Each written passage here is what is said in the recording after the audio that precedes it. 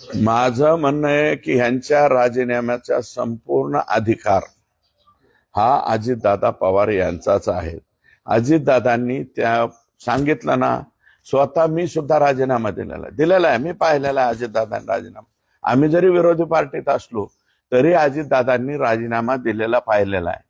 ज्यावेळेस 71,000 कोटीचा त्यांच्यावरती जास्त भ्रष्टाचार व्हायला लागला, 71 कोटी 71,000 कोटी 71,000 कोटी याचा भडीमार झाल्यावर त्यांनी राजीनामा दिला।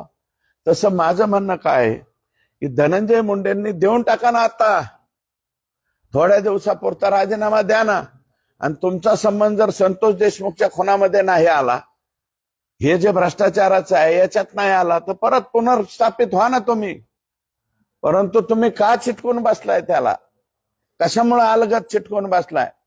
आणि त्याच्यामुळे आमची कुठं अजितदादाच्या पक्षाची पाहिजे तेवढी प्रसिद्धी होती, त्याच्यामुळे आम्हाला बी आनंद वाटतोय।